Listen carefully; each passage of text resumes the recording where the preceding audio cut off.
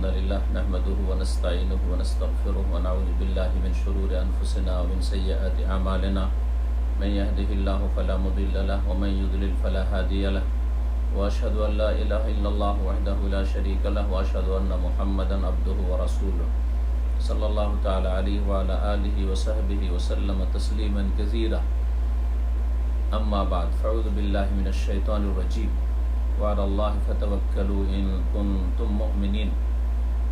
সম্মানিত দিনী ভাতৃমণ্ডলী, আল্লাহ রাব্বুল আলামিন আপনাদেরকে সকলকে যেন সহি সালামত রাখেন, নিরাপদ রাখেন এবং সার্বিক কল্যাণ দান করেন। সমস্ত রকমের বালা মুসিবত থেকে আল্লাহ যেন হেফাজতে রাখেন। এই করোনার মহামারী থেকে প্রত্যেক মুমিন মুমিনাতকে আল্লাহ রাব্বুল আলামিন যেখানে আছেন আল্লাহ যেন সুরক্ষিত রাখেন। এই দুয়ার সাথে সাথে আজকের আলোচনা শুরু করব ইনশাআল্লাহ তাআলা। আজকের আলোচনার বিষয়বস্তু একটি অত্যন্ত গুরুত্বপূর্ণ বিষয়, যে বিষয়টি হচ্ছে একজন মানুষের উত্তম চরিত্র, বড় একটি ভালো চরিত্র যা অত্যন্ত উপকারী এবং বড়ই মর্যাদা সম্পন্ন, বড়ই গুরুত্বপূর্ণ। আর মানুষের সব সময় এই উত্তম চরিত্রের প্রয়োজন, সুখে থাকলেও প্রয়োজন, আর দুঃখ কষ্টের সম্মুখীন হলেও প্রয়োজন, সর্ব অবস্থায় প্রয়োজন। এটি ঈমানের অত্যন্ত গুরুত্বপূর্ণ একটি শাখা এবং এটি মূলত অন্তরের আমলের অন্তর্ভুক্ত। মানুষের আমালুল কুলুব, হৃদয়ের যেসব আমলগুলি রয়েছে, কারণ মানুষ অনেক কাজ হৃদয় দিয়ে অন্তর দিয়ে করে, অনেক কাজ জবান দিয়ে জিহ্বা দিয়ে করে বাকশক্তির দ্বারা, আর অনেক কাজ অঙ্গ প্রত্যঙ্গ দিয়ে করে থাকে। যেসব নেক কাজ, ভালো কাজ মানুষ অন্তর দিয়ে করে থাকে, তার একটি গুরুত্বপূর্ণ কাজ হচ্ছে আল্লাহর প্রতি আস্থা ভরসা রাখা, তাওয়াক্কুল আলাল্লাহ, আল্লাহর প্রতি আস্থা ভরসা রাখা এবং আল্লাহ রাব্বুল আলামিনের ওপর সত্যি সত্যি আস্থা করা, ভরসা করা, যিনি সবকিছুর মালিক, যিনি সর্বশক্তিমান, যার ইচ্ছার বিরুদ্ধে কোনো কিছু হয় না। যদি তিনি আপনাকে আমাকে রক্ষা করেন তাহলে সারা পৃথিবী একদিকে হয়ে কিছু করতে পারেন না, আর যদি তিনি হেফাজত না করেন, তিনি যদি নিরাপত্তা না দান করেন, তিনি যদি সুস্থ না রাখেন, বালা মুসিবতে মুক্ত না রাখেন, ইচ্ছা করেন যে আমি আক্রান্ত করব, তো সারা পৃথিবী আপনার জন্য একসাথে লেগে গিয়ে সমস্ত জিন ইনসান আপনার উপকার করতে পারে না, আপনাকে রক্ষা করতে পারে না। এই বিশ্বাস প্রত্যেক মুমিন মুসলিমের থাকতে হবে। শুধু মৌখিক বিষয় নয় যে আমি শুধু মুখে বললাম। আল্লাহ যেন আমাদেরকে সেটা অন্তর থেকে পালন করার তৌফিক দান করেন এবং সেটা কাজে, কর্মে, কথায় সব কিছুতে প্রমাণ দেওয়ার আল্লাহ রাব্বুল আলামিন যেন আমাদের সকলকে তৌফিক দান করেন। এখন আলোচনা করব এই আল্লাহর প্রতি আস্থা ভরসার উপকারিতা সম্পর্কে মূলত। কিন্তু এই আস্থা ভরসাকে আরবিতে যে তাওয়াক্কুল বলা হয়, এর অর্থটা বা কি, এই অর্থ নিয়ে একটু আলোচনা করি। এর অর্থ সম্পর্কে উলামায়ে কেরামরা বলেছেন যে আল্লাহর প্রতি আস্থা ভরসা, তাওয়াক্কুল, এর অর্থ হচ্ছে সিদকু ইতিমাদিল কলবি আলাল্লাহি তাআলা, সত্যিকার অর্থে অন্তরের আল্লাহর প্রতি আস্থা ভরসা রাখা। সত্যিকার অর্থে, শুধু মৌখিক না, বরং সত্যি সত্যি যেন আপনার আমার অন্তরের আস্থা ভরসা রব্বুল আলামিনের উপর রয়েছে। প্রত্যেকটি ক্ষেত্রে, ভালো কিছু হাসিল করার ক্ষেত্রে, আর যেগুলি ক্ষতি সাধনকারী, অপকারী, সেগুলি থেকে আত্মরক্ষার ক্ষেত্রে, ভালো পাওয়ার ক্ষেত্রে, যা ভালো হাসিল করার আমরা চেষ্টা করেছি সেখানেও আল্লাহর প্রতি আমরা ভরসা রাখবো অন্তর থেকে। আর মন্দ থেকে যে আমরা আপ্রাণ চেষ্টা করি বাঁচার, সেই ক্ষেত্রে আল্লাহর প্রতি ভরসা রাখবো। ইহকাল পরকালের সার্বিক ক্ষেত্রে এই তাওয়াক্কুল ভরসা এইভাবে রাখতে হবে যে বান্দা এক আল্লাহর প্রতি তার জীবনের যাবতীয় কাজে ভরসা রাখবে, যা প্রয়োজন সেই ক্ষেত্রে ভরসা রাখবে, যা থেকে সে ভয় পায় সেই অনিষ্টগুলি থেকে আত্মরক্ষার জন্য আল্লাহর প্রতি ভরসা রাখবে। এবং যা কিছুই ভালো কাজ করে আল্লাহর সান্নিধ্য লাভের জন্য এবং যেসব পাপাচার থেকে বাঁচার চেষ্টা করে, এই সমস্ত ক্ষেত্রে আল্লাহর প্রতি আস্থা ভরসা রাখবে যে আল্লাহ রাব্বুল আলামিন যদি তৌফিক দান করেন তাহলে আমার দ্বারা ভালো কাজ হতে পারে, আমার চেষ্টা অবশ্যই থাকতে হবে, কিন্তু এই ক্ষেত্রেও আস্থা ভরসা আল্লাহর উপর। এইরকমই গুনাহ থেকে বাঁচার ক্ষেত্রেও, ভুল ত্রুটি থেকে মুক্ত থাকার ক্ষেত্রেও আল্লাহর প্রতি ভরসা রাখতে হবে, নিজের কর্ম করে চেষ্টা করে যে আল্লাহ যদি আমাকে গুনাহমুক্ত রাখেন, থাকার তৌফিক দান করেন গুনাহমুক্ত, তাহলে আমি গুনাহমুক্ত থাকতে পারব। আল্লাহর প্রতি আস্থা ভরসার অনেক উপকারিতা রয়েছে। আজকে আমি 7টি উপকারিতা নিয়ে এসেছি আপনাদের সামনে। ইনশাআল্লাহ তাআলা কোরআন এবং সুন্নাহর আলোকে এই 7টি অত্যন্ত গুরুত্বপূর্ণ বিষয় নিয়ে আলোচনা করব। এই যে আল্লাহর প্রতি আস্থা ভরসার উপকারিতা, এগুলি বর্তমান পরিস্থিতিতে আমাদের প্রত্যেক মুমিন মুসলিমের অত্যন্ত জরুরি জানা এবং এগুলি আমাদের কাজে আসবে।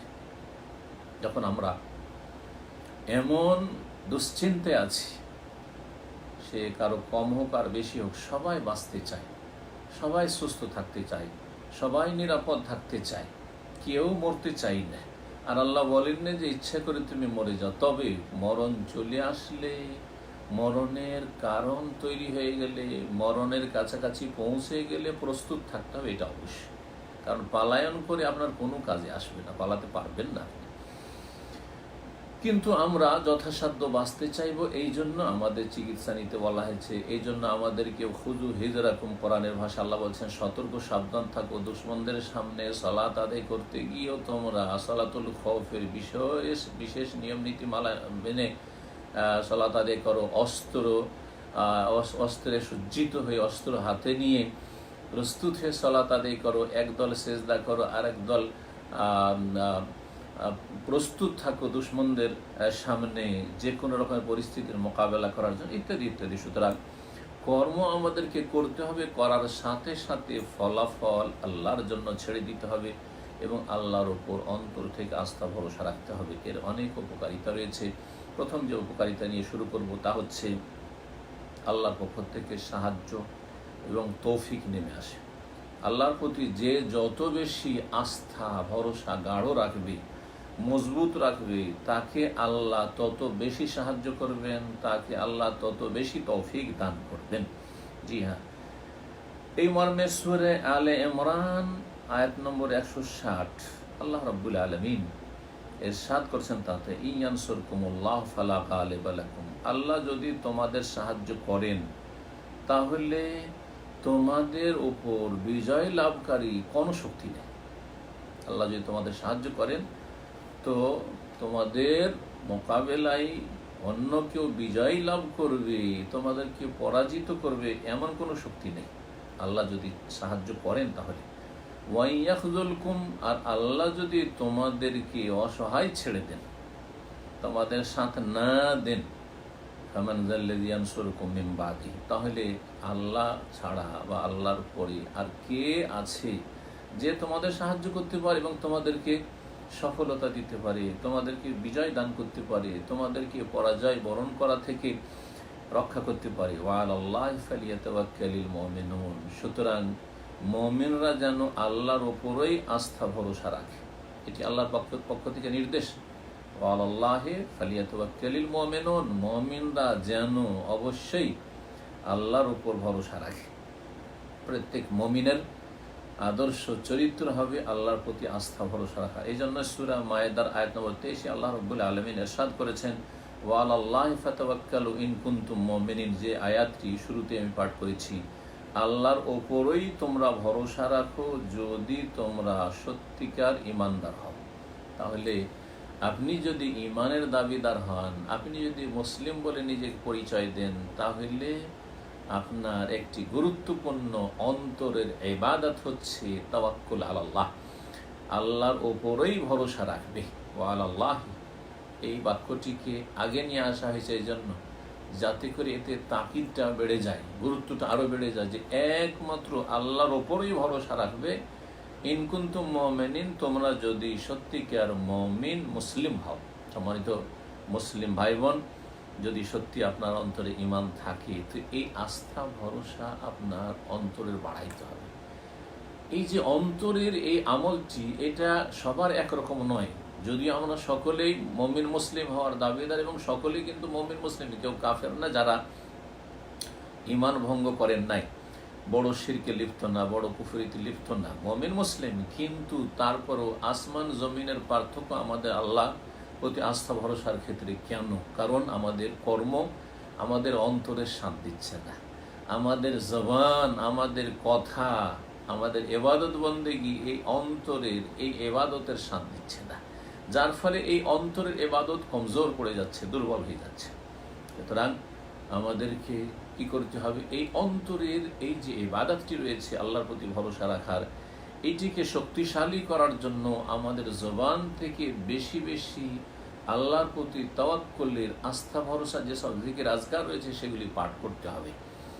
যে বিষয়টি আলোচনার আজকে সময় নেই, কিন্তু আপনাকে জেনে নিতে বলবো যে কোন কোন ক্ষেত্রে কোরআনে কারিমে অথবা রাসূলুল্লাহ সাল্লাল্লাহু আলাইহি ওয়াসাল্লামের হাদিসে আস্থা ভরসার ক্ষেত্রে আপনি দোয়াগুলি বা জিকির আজকারগুলি পাঠ করবেন। আর আমাদের আলোচনায় মাঝে মধ্যে এরকম চলে আসবে হয়তো ওই দোয়াগুলি, যখন আমরা আলোচনাতে ওই ক্ষেত্রগুলিতে পৌঁছিব। কিন্তু আপনাকে মোটা কথা যেটা বলছি সেটা হচ্ছে যে আপনি ওই দোয়া জিকির আজকারগুলি নিয়মিত আপনি পাঠ করবেন যা রাসূলুল্লাহ সাল্লাল্লাহু আলাইহি ওয়াসাল্লাম থেকে প্রমাণিত। তার সাথে সাথে আপনার কর্মটা আল্লাহর প্রতি আস্থা ভরসার মতো। দেখেন, আমরা যখন চিকিৎসার জন্য যাই ভালো চিকিৎসকের কাছে, তখন এই ক্ষেত্রে কিন্তু সকল মুসলিম এক স্তরের নয়। অনেক মুসলিম আছে যারা পুরোপুরি আস্থা ভরসা করে এই ডাক্তারের চিকিৎসার উপর, যে এর চিকিৎসা খুব ভালো, পুরোপুরি প্রায় ওর উপরে আস্থা করে ফেলে। জি, একেবারে দুর্বল ঈমান আপনার। জি, কিন্তু অনেকে আছেন যে মাধ্যম আর শরীয়তে নির্দেশ রয়েছে চিকিৎসা নেওয়ার, এবং ভালো চিকিৎসার কাছে যাওয়া উচিত যখন আমি যেতে পারবো, সুতরাং যাচ্ছি। কিন্তু আমাকে শেফাদাতা আরোগ্যদানকারী একমাত্র রব্বুল আলামিন। যেমন ইব্রাহিম আলাইহিস সালাম বলেছেন, ওয়াইযা মারিদতু ফাহুয়া ইয়াশফিন, যখন আমি রোগাক্রান্ত হয়ে যাই, অসুস্থ হয়ে পড়ি, তখন তিনি একমাত্র আমাকে শেফা দান করেন, ফাহুয়া ইয়াশফিন, তিনি আমাকে আরোগ্য দান করেন। তো আমাদের কাজকর্মগুলি যে হবে, সেই কাজকর্মগুলি সহযোগিতা করবে অন্তরের এই আল্লাহর প্রতি আস্থা ভরসার এই ইবাদতকে শক্তিশালী করার ক্ষেত্রে। দ্বিতীয় যে উপকারিতা আল্লাহর প্রতি আস্থা ভরসার, সেটি হচ্ছে যদি আল্লাহর প্রতি আস্থা ভরসা করি তো আল্লাহ আমাদের জন্য যথেষ্ট হবেন, এবং আল্লাহ রাব্বুল আলামিন আমাদের নিরাপত্তা দান করবেন, আল্লাহ রাব্বুল আলামিন আমাদের হেফাজত করবেন, আল্লাহ রাব্বুল আলামিন আমাদের রক্ষণাবেক্ষণ করবেন। এই ক্ষেত্রে কোরআনে কারীমের আয়াত পাঠ করি, সূরা তালাকের আয়াত নম্বর 3-এর ছোট্ট একটি অংশ। মহান আল্লাহ ইরশাদ করছেন, ওয়া ইয়াতাওয়াক্কাল আলাল্লাহি ফাহুয়া হাসবুহু, যেই ব্যক্তি বা যারা আল্লাহর প্রতি আস্থা ভরসা রাখবে তাদের জন্য আল্লাহ যথেষ্ট। সুবহানাল্লাহ, ছোট্ট কথা কিন্তু যথেষ্ট। এই ছোট্ট একটি অংশ আয়াতে কারিমার, এইটুকু আমার আপনার হেদায়েতের জন্য এবং এই তাওয়াক্কুলকে মজবুত করার জন্য, এই ইবাদতকে শক্তিশালী করার জন্য, আল্লাহর প্রতি আস্থা ভরসা মজবুত করার জন্য যথেষ্ট। ওয়া মান ইয়াতাওয়াক্কাল আলাল্লাহি, যে আল্লাহর উপর ভরসা আস্থা রাখবে তার জন্য আল্লাহ যথেষ্ট। এটা হতেই পারে না যে আল্লাহর উপর সে অগাধ ভরসা রাখে, আল্লাহ তাকে অসহায় ছেড়ে দিয়েছেন, এটা হতেই পারে না। এই ইয়াকিন, এই দৃঢ় প্রত্যয় আমার আপনার থাকতে হবে। আল্লাহ যেন আমাদের সকলকে তৌফিক দান করেন। জি, তো আল্লাহ রাব্বুল আলামিন বলছেন যে যেই ব্যক্তি আল্লাহর ভরসা রাখবে তার জন্য আল্লাহ যথেষ্ট হবে। তাহলে আল্লাহ যথেষ্ট হবেন। আল্লাহ যখন যথেষ্ট, তখন আল্লাহ আমাদের সুরক্ষার ব্যবস্থা করবেন, আল্লাহ আমাদের রক্ষণাবেক্ষণ করবেন। রক্ষণাবেক্ষণ শুধু আমাদের জানের রক্ষা নয়, জানের নিরাপত্তা নয়, আমাদের ধন সম্পদের নিরাপত্তা নয়, আমাদের পরিবারের নিরাপত্তা নয়, আমাদের পার্থিব নিরাপত্তা নয়, বরং সার্বিক নিরাপত্তা আল্লাহ রাব্বুল আলামিন দান করবেন। সার্বিক দিক থেকে আল্লাহ যথেষ্ট আমাদের জন্য হবে। সুতরাং যেমন দুনিয়ার যতগুলি ক্ষেত্র রয়েছে আমাদের নিরাপত্তার ক্ষেত্রে, আমাদের হেফাজত সুরক্ষার ক্ষেত্রে, সেগুলি আল্লাহ করবেন। তেমনি পারলৌকিক ক্ষেত্রে, আখিরাতের যে কোনো স্তরে আল্লাহ রব্বুল আলামিন ওই সব লোকদের জন্য যথেষ্ট হবেন তিনি। তার রহমত যথেষ্ট হবে, তার মাগফিরাত মার্জনা যথেষ্ট হবে যারা আল্লাহর প্রতি আস্থা ভরসা করবে। এইরকমই দুনিয়ায় ইবাদত বন্দেগীর ক্ষেত্রে, আপনার দিন পালনের ক্ষেত্রে, দুনিয়াবী কাজ নয়, পার্থিব কাজকর্ম নয়, আপনার জান মাল ইত্যাদির হেফাজত নয়, বরং আপনার ইমানের হেফাজতের জন্য, আপনার 5 ওয়াক্ত সালাতের পাবন্দি যাতে ঠিক থাকে, আপনার দিনের সীমারেখা যেন আপনি ঠিকভাবে আপনি পালন করেন এবং খেয়াল রাখেন, এইসব বিষয়ের ক্ষেত্রে আল্লাহর প্রতি কেউ যদি আস্থা ভরসা রাখে, তার চেষ্টা আছে যে আমি দিন আল্লাহর পুরোপুরি মেনে চলবো, আমি হারাম থেকে পুরোপুরি বেঁচে থাকবো, ফরজ অজেবের পুরোপুরি আমি সুরক্ষা করব, হেফাজত করব, নিয়মিত ফরজ অজেবগুলি আমি আদায় করব, আমি কোনো সলাতে মিস করব না, আমি আমার ফরজ দায়িত্ব আমি অবহেলা করব না। এইরকম যদি কেউ বদ্ধপরিকর হয়, আল্লাহর প্রতি আস্থা রেখে যে কর্ম করছে এবং তার সাথে সাথে আল্লাহর প্রতি আস্থা ভরসা রেখেছে যে আমি আমার চেষ্টা রেখেছি আমার দিনের হেফাজতের জন্য, বাকি আল্লাহর উপর ভরসা, তাহলে আল্লাহ তার জন্য যথেষ্ট হবেন, তার দিনের হেফাজত করবেন, তার ইমান ইসলামের হেফাজত করবেন, তার ফারাইজ ইবাদত বন্দেগীর হেফাজত করবেন, তার আখলাক চরিত্র গঠনের হেফাজত করবেন, তার চারিত্রিক পদস্খলন থেকে সুরক্ষার ক্ষেত্রে আল্লাহ রাব্বুল আলামিন যথেষ্ট হবে। তো এই বিষয়টি তাহলে দুনিয়াকেও শামিল, দিনকেও শামিল, ইহকালকেও শামিল, আর পরকালকেও শামিল। আল্লাহ যথেষ্ট হবেন ওর জন্য যে আল্লাহর রব্বুল আলামিন সূরা জুমার আয়াত নম্বর 36-এ আরেকটি আয়াত ইরশাদ করেছেন, আলাইসাল্লাহু বিকাফিন আবদাহ, আল্লাহ কি তার বান্দার জন্য যথেষ্ট নন? আল্লাহ কি তার বান্দার জন্য যথেষ্ট নন? কি মনে করেছো তোমরা কি মনে করো যে আল্লাহ তার বান্দার জন্য যথেষ্ট না, পারছেন না হেফাজত করতে, অথবা অবহেলা করেছেন আল্লাহ রাব্বুল আলামিন, গাফিলতি করেছেন আল্লাহ রাব্বুল আলামিন, উদাসীন আল্লাহ রাব্বুল আলামিন? না, কখনো না। আল্লাহ অবশ্যই বান্দার হেফাজতের জন্য যথেষ্ট। আলাইসাল্লাহু বিকাফিন আবদাহ, আল্লাহ কি তার বান্দার হেফাজতের জন্য কাফি, যথেষ্ট না? যথেষ্ট, জি। এ হচ্ছে কোরআন কারীমের ঘোষণা। 3 নম্বরে যে উপকারিতা আল্লাহর প্রতি আস্থা ভরসা, সেটা হচ্ছে মানসিক প্রশান্তি এবং জীবনে অবিচল থাকা, মানসিক প্রশান্তি। আপনি যদি আল্লাহর প্রতি আস্থা ভরসা করতে পারেন, তাহলে আপনার কোনো টেনশন নেই। আজকাল সারা বিশ্বের টেনশনের শেষ নেই। কি মুসলিম কি অমুসলিম, কি সৎ কি অসৎ, কি ভালো কি মন্দ, কি ছোট কি বড়, কি নর কি নারী, সকলে টেনশন নেই। হাই কি হবে, হাই কি হবে। চারিদিকে এই ছড়িয়ে গেল করোনার ভাইরাস, এবং এই ভাইরাস বাড়তে আছে। আজকে প্রতিদিন প্রতি দেশের পরিসংখ্যান আসছে, আজকে এত বেড়ে গেল, আজকে এত বেড়ে গেল, কই এটাকে তো ট্যাকেল দেওয়া যাচ্ছে না, এত সামলানো যাচ্ছে না, ইত্যাদি ইত্যাদি। এইসব যে এত কেন আপনি হিমশিম খাচ্ছেন, আর এত কেন আপনার পেরেশানি, এই সমস্ত পেরেশানি দূর হয়ে যাবে একমাত্র চিকিৎসা একটি, সেটা হচ্ছে আল্লাহর প্রতি আস্থা ভরসাকে আপনি অটুট করুন, মজবুত করুন, অগাধ করুন। জি সম্মানিত ভাতৃমণ্ডলী, যখন মানুষ আল্লাহর আস্থা ভরসা করে, তখন যদি ভালো হয়, আল্লাহর প্রতি আস্থা ভরসা করা মানে এই নয় যে আল্লাহ রাব্বুল আলামিন সবসময় শুধু আপনি যেটা চান সেটাই দেবেন, অপ্রীতিকর কিছু আসবে না, এমনটা কোনো নবী রসুলগণের জীবনী তো হয়নি। কিন্তু দেখেন, আম্বিয়া রসুলগণের জীবনীতে নেক বান্দাদের, আল্লাহর ওলি আউলিয়া, সাহাবাই কেরাম, তাবেইন, তাবা তাবেইন, আইম্মাই কেরামদের জীবনীতে যখন অপ্রীতিকর অবস্থা তৈরি হয়েছে, যখন কষ্টদায়ক কিছু এসেছে, তখনও তারা পেরেশান হননি, তখন তারা অবিচল থেকেছেন, তাদের পুরোপুরি মানসিক শান্তি থেকেছে, কোন রকম মানসিক তাদের অশান্তি হয়নি। ঠিক এই হচ্ছে বিষয়। এই জন্যই একজন মুমিন মুসলিম যখন আল্লাহর অনুগ্রহ পাবে, ভালো কিছু পাবে, তখন আল্লাহ শুকরিয়া আদায় করবে। শুকরিয়া আদায় করলে আল্লাহ নিয়ামত বৃদ্ধি করে দেবেন। নিয়ামত কি আল্লাহ স্থায়ী করবেন, নিয়ামত আল্লাহ কেড়ে নেবেন না। যদি আল্লাহ শুকরিয়া আদায় করো, আল্লাহ ঘোষণা করছেন যে অবশ্যই অবশ্যই বৃদ্ধি করে। তাহলে যে ভালোগুলি আমরা পাচ্ছি, পজিটিভ যেগুলো আমরা চাই সেগুলো পাচ্ছি, এর সাথে যদি আল্লাহর শুকরিয়া আদায় করি, আলহামদুলিল্লাহ, এটা আমাদের কর্তব্য, ফরজ, তাহলে আল্লাহ আরো বাড়িয়ে দেবেন সুসংবাদ। সুতরাং মনের শান্তি, সুখে থাকলেও মনের শান্তি। আর যদি দুঃখ কষ্ট আসে, বালা মুসিবত সম্মুখীন কেউ হন, তাহলেও মনে রাখবেন যে এখানেও আপনার একটি করণীয় আল্লাহ ফরজ করে, সেটা হচ্ছে সবর, ধৈর্য ধারণ করা। যখন ধৈর্য ধারণ করবেন, সেটাও আপনার আল্লাহর পক্ষ থেকে আপনার জন্য, আমার জন্য কল্যাণকর হবে। এই মর্মেই রাসূলুল্লাহ সাল্লাল্লাহু আলাইহি সাল্লামের প্রসিদ্ধ হাদিস সহিহ মুসলিমে রয়েছে, সুহাইব রাদিয়াল্লাহু তাআলা আনহু বর্ণিত, রাসূলুল্লাহ সাল্লাল্লাহু আলাইহি ওয়াসাল্লাম বলেছেন, আজাবান লি আমরিল মুমিন, আশ্চর্যজনক বিষয় মুমিনের জীবনটা, মুমিনের বিষয় বা মুমিনের জীবনটা হচ্ছে আশ্চর্যজনক, অবাক করার মতো।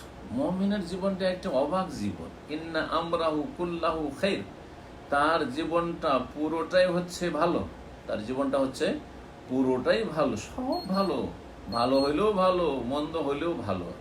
আমার দৃষ্টিভঙ্গিতে যেটা আমার জন্য মন্দ, মানুষের দৃষ্টিভঙ্গিতে মানুষের জন্য যেটা মন্দ, তাতে আল্লাহ রাব্বুল আলামিন কল্যাণ নিহিত রেখেছেন, তাতে মঙ্গল রয়েছে, যেটা আমি আপনি বুঝি না, হয়তো পরে বুঝতে পারলাম, আর না হইলে বুঝতেই পারলাম না, যেটা আখেরাতে আল্লাহর সামনে যখন হাজির হবেন আর মহাপুরস্কার আকারে পাবেন, তখন বুঝতে পারবেন। বলছেন রাসূলুল্লাহ সাল্লাল্লাহু আলাইহি ওয়াসাল্লাম যে মুমিনের জীবনের সবটাই হচ্ছে ভালো, ওয়ালাইসা যালিকা লিআহাদিন ইল্লা লিল মুমিন, আর এটা একমাত্র মুমিন মুসলিম ছাড়া, ঈমানদার লোক ছাড়া কারো নসিবে আসে না।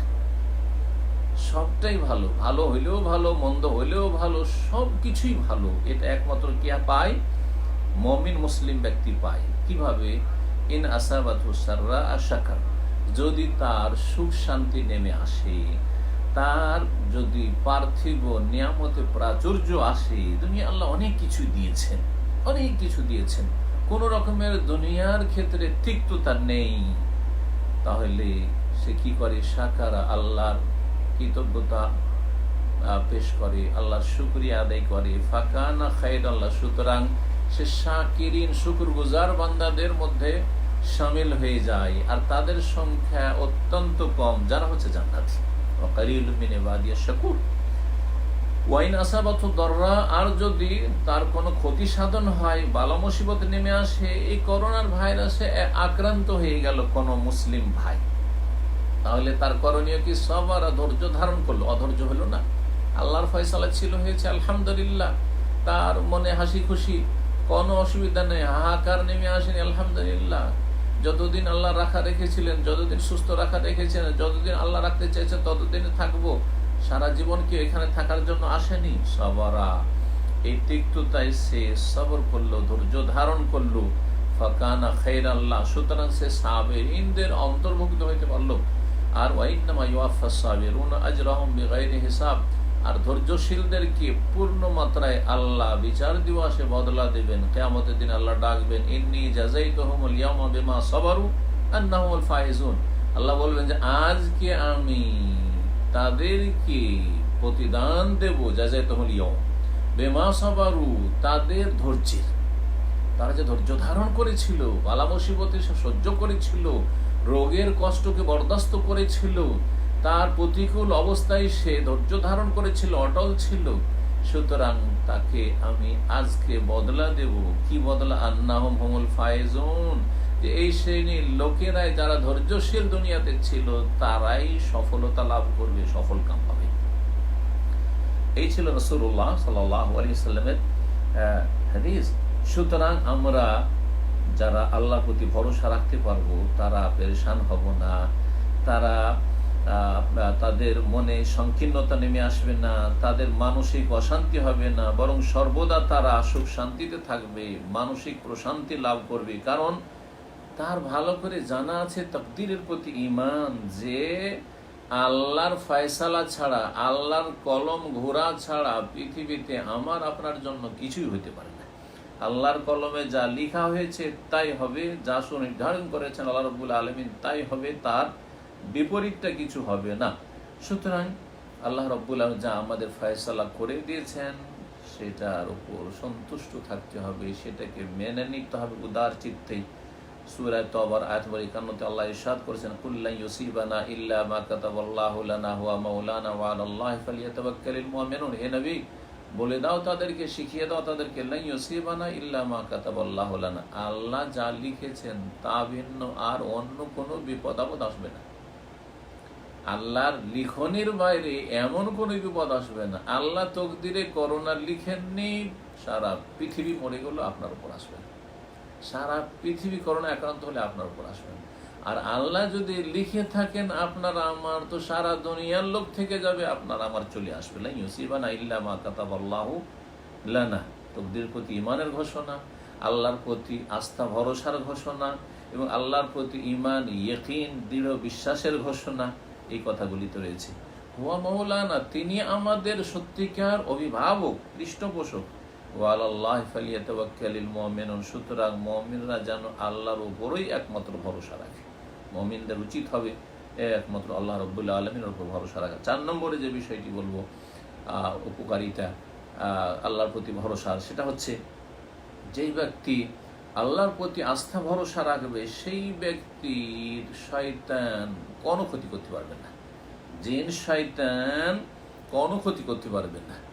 জি, শয়তান রেজিম থেকে, বিতাড়িত শয়তান থেকে আল্লাহ হেফাজত রাখবেন। এই মর্মে সূরা আরাফের আয়াত নম্বর 16-17-তে রয়েছে ইবলিস শয়তানের কথা। যখন ইবলিস বিতাড়িত হয়ে গেল আল্লাহর রহমত থেকে আদম আলাইহিস সালামকে সিজদা না করার কারণে, তখন সে আল্লাহকে বলল, কালা ফাবিমা আগওয়াইতানি, আল্লাহ যেহেতু তুমি আমাকে পথভ্রষ্ট করেই দিলে আর আমাকে অভিশপ্ত করেই দিলে, আকউদান্না লাহুম সিরাতাকাল মুস্তাকিম, তাহলে আমি তোমার সরল পথের ওপর এসে বসে যাব। এই সরল পথে কাউকে যেতে দেব না আমি যথাসাধ্য। সুম্মা লাআতিয়ান্নাহুম মিন বাইনি আইদিহিম ওয়া মিন খালফিহিম ওয়া আন আইমানিহিম ওয়া আন শামাইলিহিম ওয়া লা তাজিদু আকসারাহুম শাকিরিন। আর তারপরে সমস্ত আদম সন্তানের সামনে থেকে আমি আসব, পেছন থেকে আসব, ডান থেকে আসব, বাম থেকে আসব, চারিদিক থেকে আমি বহু রকম ভাবে যত পারবো, আমি যত রকম পন্থা অবলম্বন করতে পারবো, যত রকম আমি কৌশল অবলম্বন করতে পারবো, চক্রান্ত করতে পারবো, ছলনা করতে পারবো, এই করে আমি তাদেরকে বিভ্রান্ত করব, আমার সাথে জাহান্নামে নিয়ে যাব। ওয়ালা তাজিদু আকসারাহুম শাকিরিন, আল্লাহ তুমি তাদের অধিকাংশকে শুকরগুজার পাবেন, সবগুলি হয়ে যাবে নিমক হারাম, অকৃতজ্ঞ, নাফরমান, বেঈমান, খাবে আল্লাহর আর গুণ গাইবে আর কারো, মানুষের গুণ গাইবে, প্রতিমার গুণ গাইবে, ও মাজারের গুণ গাইবে, হ্যাঁ মৃতের গুণ গাইবে আর খাবে আল্লাহ রাব্বুল আলামিন। জি হ্যাঁ, ওয়ালা তাজিদু আকসারাহুম শাকিরিন, গুণ গাইবে, প্রকৃতির গুণ গাইবে, সায়েন্স টেকনোলজির গুণ গাইবে, পশ্চিমা সভ্যতার গুণ গাইবে, অমুক জাতি এত উন্নতি করেছে, আজকাল এই যুগ সেই যুগ, সায়েন্সের যুগ, টেকনোলজির যুগ, এই যুগ। আল্লাহ পরকাল আখিরাতে সব কিছুই থাকবে না। ওয়ালা তাজিদু আকসারাহুম শাকিরিন। আজকে যেমন অধিকাংশ মানুষ, এমনকি অধিকাংশ মুসলিমদের অবস্থা হয়েছে, পাশবিক জীবন যাপন করছে, যার ফলে আল্লাহ রাব্বুল আলামিনের এই আযাব গজব নেমে এসেছে ওয়ার্নিং স্বরূপ, যাতে করে সংশোধন করে মানুষরা ফিরে আসে। শয়তান এসব কথাগুলি যখন আল্লাহকে বলল, তখন আল্লাহ রাব্বুল আলামিন তাকে ছাড় দিলেন। ঠিক আছে, ছাড় তো দিয়ে দিলেন, তার দরখাস্ত পুরা হয়ে গেল, কিন্তু দরখাস্ত মঞ্জুর হয়ে গেল। এখন আমাকে আপনাকে এই জিন শয়তান, ইবলিস শয়তানের অনিষ্ট থেকে আত্মরক্ষার জন্য আল্লাহ শিখাচ্ছেন, ফাইযা কারাআতাল কুরআন ফাস্তাইজ বিল্লাহি মিনাশ শাইতানির রাজিম, তুমি যখন কোরআন তিলাওয়াত করবে তখন বিতাড়িত শয়তান থেকে আল্লাহর আশ্রয় চেয়ে নিও, আল্লাহর কাছে আশ্রয় চেয়ে নিও। বিতাড়িত শয়তানের অনিষ্ট থেকে রক্ষার জন্য আল্লাহর নিকট শরণাপন্ন হয়ে আশ্রয় নিও। তারপরে আল্লাহ বলছে, ইন্নাহু লাইসা লাহু সুলতানুন আলাল্লাযিনা আমানু, তবে শোনো, যারা ঈমানদার হবে সত্যিকার, তাদের উপর দাপট চলবে না ইবলিস শয়তানের। আর কাদের উপর? ঈমানের সাথে সাথে ওয়া আলা রাব্বিহিম ইয়াতাওয়াক্কালুন, আল্লাহর উপর যারা আস্থা ভরসা রাখে তাদের উপর শয়তানের কোন রকমের দাপট চলবে না, শয়তানের ক্ষমতা কাজ করবে না। শয়তানের ক্ষমতা, শয়তানের দাপট, শয়তানের প্রভাব কার উপর চলবে, কোন শ্রেণীর মানুষের উপর? আল্লাহ বলছেন ইন্নামা সুলতানুহু আলাল্লাযিনা ইয়াতাওয়াল্লাউনাহু, তার দাপট আর রাজত্ব চলবে ওই সব নাফরমান অবাধ্য লোকদের ওপর, ওই সব অসৎ লোকদের ওপর যারা ইবলিস শয়তানকে বন্ধু বানিয়ে ফেলেছে। ইবলিস শয়তানের সাথে তাদের ভালোবাসা। ওয়াল্লাযিনা হুম বিহি মুশরিকুন, আর যারা আল্লাহর সাথে শিরক করে ফেলেছে, যারা শিরকে লিপ্ত হয়েছে, আর যারা পাশবিক জীবনযাপন করে, মানুষ খাওয়া দাওয়া ভোগ বিলাসের জন্য পয়দা হয়েছে, সব কিছু প্রাকৃতিক আর প্রাকৃতিক, নাস্তিক, বেদিন, আল্লাহর প্রতি ইমান নেই, পরকালের প্রতি ইমান নেই, দিনের প্রতি আস্থা ভরসা নেই, কোরআনের কোনো চর্চা নেই, কোরআনের তেলাওয়াত নেই, কোরআনের অর্থ অনুধাবন করা নেই। সুতরাং তাদের ওপর দাপট খাটাতে পারবে শয়তান। এইরকম আল্লাহ রাব্বুল আলামিন শয়তান অনিষ্ট থেকে আশ্রয়ের জন্য আর আত্মরক্ষার জন্য বলছেন ওয়াইম্মা ইয়ানজাগান্নাকা মিনাশ শাইতানি নাজগুন ফাস্তাইয বিল্লাহি ইন্নাহু আস-সামিউল আলিম। যদি শয়তান তোমাকে কুমন্ত্রণা দেয়, যখনই দেখবেন যে আমি খারাপ দিকে চলে যাচ্ছি, আমার মনটা পাপের দিকে চলে যাচ্ছে, তার মানে শয়তানের কিন্তু তোমার উপর ক্ষমতা কাজ করছে, শয়তান কিন্তু তোমাকে গ্রাস করতে যাচ্ছে, শয়তানের খপ্পরে পড়েই গেছো। সুতরাং ফাস্তাইয বিল্লাহ, আল্লাহর কাছে আশ্রয় চেয়ে নাও, যিনি সবকিছু শোনেন এবং সবকিছু জানেন। সুতরাং বলো আউযু বিল্লাহি মিনাশ শাইতানির রাজিম, আউযু বিল্লাহিস সামিউল আলিম মিনাশ শাইতানির রাজিম মিন হামজিহি ওয়া নাফখিহি ওয়া নাফসিহি। এইভাবে যে কোনো ভাষা দিয়ে আল্লাহ তুমি শয়তান থেকে আমাকে নিরাপদ রাখো, শয়তানের ভ্রষ্টতা গোমরাহি থেকে, অনিষ্ট থেকে আমার হেফাজত করো, আমার দিন দুনিয়ার হেফাজত করো। এইভাবে আল্লাহর কাছে আশ্রয় চেয়ে নিতে হবে। তাহলে বিতাড়িত শয়তান সমস্ত মানুষকে জাহান্নামে নিয়ে যাওয়ার চেষ্টায় লেগে আছে, আর অধিকাংশ মানুষকেই জাহান্নামে নিয়ে যাবে। আর এই শয়তান অনিষ্ট থেকে বাঁচতে হলে কি করতে হবে? ওয়া আলা রাব্বিহিম ইয়াতাওয়াক্কালুন, আল্লাহর প্রতি ভরসা রাখবে। সূরা নাহল আয়াত নম্বর 99। 5 নম্বর উপকারিতা হচ্ছে, যারা আল্লাহর প্রতি সত্যি সত্যি আস্থা ভরসা রাখবে, নিজের কাজকর্ম যতটা করা সম্ভব করে দিয়ে, আল্লাহ রাব্বুল আলামিন তাদেরকে তার ভালোবাসা দান করবেন, আল্লাহর মহব্বত হাসিল করবে, আল্লাহর প্রিয়জন হতে পারবে।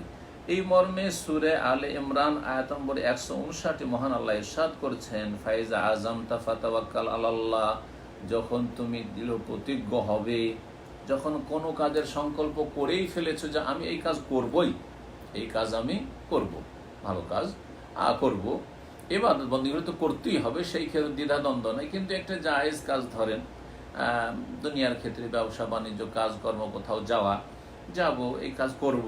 যখন কোনো কাজের জন্য তুমি দৃঢ় প্রতিজ্ঞ হয়ে গেছো বা সংকল্প করে ফেলেছো, অমুক জায়গায় বিয়ে শাদী করবো, অমুক দেশে যাব চাকরির জন্য ইত্যাদি, বা অমুক ব্যবসা শুরু করব, যখন যে কোনো এইরকম কোনো সংকল্প করবে, ফাতাওয়াক্কাল আলাল্লাহ, সংকল্প করা তাহলে আপনাকে করতে হবে, ডিসাইড আপনাকে করতে হবে। হ্যাঁ, আর যে সব কর্মসূচি রয়েছে এই কর্মসূচিগুলি আপনাকে পালন করতে, তাহলে কাজ আপনাকে করতে হবে। কর্মহীন হয়ে বসে থাকার নাম আল্লাহ ভরসা নাই। কাজকর্ম করে দৃঢ় সংকল্প হয়ে মাঠে ময়দানে নেমে গিয়ে, কাজে নেমে গিয়ে কি করতে হবে? ফাতাওয়াক্কাল আলাল্লাহ, আল্লাহর প্রতি ভরসা রাখো। ইন্নাল্লাহা ইউহিব্বুল মুতাওয়াক্কিলিন, নিশ্চয় আল্লাহ তার উপর আস্থা ভরসাকারীদেরকে ভালোবাসে। ইন্নাল্লাহা ইউহিব্বুল মুতাওয়াক্কিলিন, যারা আল্লাহর উপর ভরসা রাখে তাদেরকে আল্লাহ ভালোবাসেন। আর যারা আল্লাহর ভালোবাসা পেয়ে যাবে, আল্লাহ যাদের সাথে মহব্বত করবেন, তাদেরকে জাহান্নামে দেবেন? কখনো দেবেন না। আপনি যাকে ভালোবাসেন তার অনিষ্ট কখন আপনি চাইবেন? যদি আপনার সামান্য একটু দয়া মায়া আছে, আমার সামান্য একটু দয়া মায়া আছে, যদি কাউকে আপনি ভালোবাসেন, আপনার প্রিয়জন হয়, কখনো তার অনিষ্ট চাইবেন না। সামান্য একটা ছোট্ট কাঁটা তাকে কষ্ট দিক, একটা পিপিলিকা ক্ষুদ্র কষ্ট দিক, এটাও চাইবেন না আপনি। তাহলে আল্লাহ রাব্বুল আলামিন যখন আল্লাহর প্রতি ভরসাকারী মুতাওয়াক্কিলিনকে ভালোবাসেন, তাহলে তাদেরকে কি করে আল্লাহ এমন বিপদ দিবেন যেটা তার কোনো কাজে আসলো না। এমন বালা মুসিবত আসলো যাতে সর্বনাশ হয়ে গেল, তার দিনেরও লাভ হইল না, দুনিয়ারও লাভ হইল না, আখিরাতের লাভ হইল না, এমনটা আল্লাহ করবেন না। যদি দুনিয়ার ক্ষেত্রে কিছু আপনার কাছ থেকে আল্লাহ নিয়ে নেন, তাহলে দিনের ক্ষেত্রে দেবেন। যদি পার্থিব ক্ষেত্রে আল্লাহ রাব্বুল কিছু নিয়ে নেন, তো আখিরাতে পারলৌকিক জীবনে আল্লাহ দান করবেন, মহা কল্যাণ রেখেছেন, সেই জন্য হয়তো এটা করেছেন যে ইন্নাল্লাহা ইউহিব্বুল মুতাওয়াক্কিলিন, নিশ্চয় আল্লাহ তার উপর আস্থা ভরসাকারীদেরকে ভালোবাসেন। সুতরাং যাদেরকে ভালোবাসেন কখন আল্লাহ তাদের অনিষ্ট চাইবেন না। 6 নম্বর যে উপকারিতা রয়েছে তা হচ্ছে যারা আল্লাহর প্রতি ভরসা রাখে মূলত তারাই জান্নাতে যেতে পারবে। এই মর্মে বেশ কিছু আয়াত রয়েছে। একটি আয়াত রয়েছে সূরা আনকাবুত আয়াত নম্বর 58-59, যে আয়াতগুলোতে আল্লাহ রাব্বুল আলামিন বলেছেন ওয়াল্লাযীনা আমানু ওয়া আমিলুস সালিহাত, যারা ঈমান নিয়ে এসেছে, বিশ্বাসী হয়েছে এবং ভালো কাজগুলি করেছে দুনিয়াতে, যেটা হচ্ছে কর্মজগৎ। আল্লাহ বলছেন লানুবাউওয়ান্নাহুম মিনাল জান্নাতি গুরাফা, আমি তাদেরকে জান্নাতের প্যালেসে, অট্টালিকাতে, আল্লাহ রাব্বুল আলামিন যে জান্নাতের প্যালেস রয়েছে সেই জান্নাতে আমি তাদেরকে বাসস্থান দান করব। অবশ্যই তাজরি মিন তাহতিল আনহার, যেগুলো নিম্ন দেশের নহর সমূহ প্রবাহিত হবে, খালিদিনা ফিহা, যেখানে তারা চিরকাল বসবাস করবে। নেমা আজরুল আমিলিন, যেটা যারা কর্ম করবে, যারা আমলকারী, যারা সৎকর্মশীল, তাদের জন্য কতই না উত্তম পারিতোষিক হবে, প্রতিদান হবে। ওরা কারা? এই আমলকারীরা কারা? যাদের জন্য জান্নাত রয়েছে। আল্লাহ বলছেন আল্লাযীনা সাবারু, যারা ধৈর্যশীল ছিল। তাহলে একটি আমাদের চরিত্র হইতে হবে, ধৈর্য ধারণ করতে হবে, বালা মুসিবতের সময় ধৈর্য ধরতে হবে, দিনের ওপর অটল থাকার ক্ষেত্রে ধৈর্য ধরতে হবে, পাপ থেকে বেঁচে থাকার ক্ষেত্রে লোভ সামলাতে হবে, কুপ্রবৃত্তি অনুসরণ থেকে বাঁচতে হবে এবং দৃঢ় প্রতিজ্ঞ হইতে হবে, অটল হইতে হবে। এই হচ্ছে সার্বিক ধৈর্য ধারণ করা। যারা ধৈর্য ধারণ করেছিল আর ওয়ালা রাব্বিহিম ইয়াতাওয়াক্কালুন, এবং তাদের প্রতিপালকের ওপর তারা আস্থা ভরসা করেছিল। তাহলে যারা ধৈর্যশীল, একটি চরিত্র হচ্ছে ধৈর্য ধারণ করা বালা মুসিবত আসলে, আর আরেকটি চরিত্র হচ্ছে আল্লাহর প্রতি আস্থা ভরসা করার, নিজের চেষ্টা ঠিক রেখে যথাসাধ্য সতর্ক চলাফেরা করবেন। এই করোনা ভাইরাসের সময় যথাসাধ্য আপনি ভাইরাসে আক্রান্ত হওয়া থেকে নিজেকে, নিজের পরিবারকে, নিজের ছেলে মেয়েদেরকে, নিজের আপনজনদেরকে, নিজের আশেপাশে যারা আছে তাদেরকে ভালো অ্যাডভাইস করে, ভালো উপদেশ দিয়ে, তাদেরকে ভালো শিক্ষা দিয়ে বাঁচাবার চেষ্টা করবেন। দিন দুনিয়ার ক্ষেত্রে যে সব তদবিরগুলি রয়েছে, দিনই তদবির হচ্ছে আপনার দোয়া, জিকির, আজকার ইত্যাদি ইত্যাদি, এবং আল্লাহর কাছে সাহায্য কামনা করা, ইস্তিআনা। আর দুনিয়ার ক্ষেত্রে হচ্ছে যেসব প্রোটেকশনের কথা বা যেসব সতর্কতামূলক শিক্ষাগুলি, গাইডলাইনগুলি আমাদেরকে দেওয়া হচ্ছে আপনার স্বাস্থ্য সংস্থা থেকে, সেসবগুলি মেনে চলা, বা রাষ্ট্রীয় পক্ষ থেকে যেসব দিক নির্দেশনা দেওয়া হচ্ছে যে বেশি গ্যাদারিং করবেন না, আর তারপরে দূরত্ব বজায় রাখবেন ইত্যাদি ইত্যাদি, এসবগুলি আর এইরকমই যেসব কথাগুলি বলা হচ্ছে এগুলি মেনে চলে। এগুলি হচ্ছে আমাদের কর্ম। এই কর্ম করে তারপরে ওয়ালা রাব্বিহিম ইয়াতাওয়াক্কালুন, আল্লাহর প্রতি ভরসা রাখবেন যে আল্লাহর ফায়সালার বিরুদ্ধে কোনো কিছু হতে পারে না। আল্লাহর উপর আস্থা ভরসা রাখি, আল্লাহ আমাদের হেফাজত করবেন ইনশাআল্লাহ। সূরা সূরাতে এরকমই আয়াত নম্বর 36 আল্লাহ ইরশাদ করেছেন ওমা ইনদাল্লাহি খায়রু ওয়া আবকা, আল্লাহর কাছে যা কিছু রয়েছে সেটা হচ্ছে সবচাইতে উৎকৃষ্ট, ও আবকা, এবং সেটা হচ্ছে সবচাইতে বেশি স্থায়ী। লিল্লাযীনা, দুনিয়ার তুলনায়, দুনিয়ার যতই কিছু হোক না কেন, দুনিয়ার রাজত্ব আর দুনিয়ার যত রকমের ভোগবিলাসের সামগ্রী সব কিছুর চাইতে আবকা, চিরস্থায়ী যেটা থাকবে সেটা হচ্ছে আল্লাহ রাব্বুল আলামিনের কাছে যে নিয়ামতগুলি রয়েছে। আর সবচেয়ে বড় নিয়ামত হচ্ছে আল জান্নাহ। কার জন্য? লিল্লাযীনা আমানু, তা হচ্ছে বিশ্বাসী ঈমানদারদের জন্য, ওয়া আলা রাব্বিহিম ইয়াতাওয়াক্কালুন, এবং যারা তাদের রবের প্রতি আস্থা ভরসা রাখে তাদের জন্য। তাহলে বোঝা গেল যে আল্লাহর প্রতি আস্থা ভরসা রাখলে, এই দুটো আয়াত প্রমাণ করে সূরা আনকাবুত আর সূরা সূরা, যে জান্নাত লাভ করতে পারবেন। আল্লাহ আমাদের সকলকে যেন জান্নাতুল ফিরদাউস দান করেন ও জান্নাতের পথে অবিচল থাকার তৌফিক দান করেন, দিনের উপর আর জান্নাতের পথে সিরাতে মুস্তাকিম আল্লাহ যেন অটলতা দান করেন। 7 নম্বর, আর এই দিয়ে আলোচনা শেষ করব, সেটা হচ্ছে যে যারা আল্লাহর প্রতি আস্থা ভরসা রাখবে সত্যি সত্যি, তাদেরকে সমস্ত রকমের কষ্টদায়ক বিষয় থেকে, কষ্টদায়ক বস্তু থেকে, অপ্রীতিকর অবস্থা থেকে আল্লাহ তাদের সুরক্ষা করবেন, হেফাজত করবেন। এই মর্মে দুটো আয়াত শোনাই।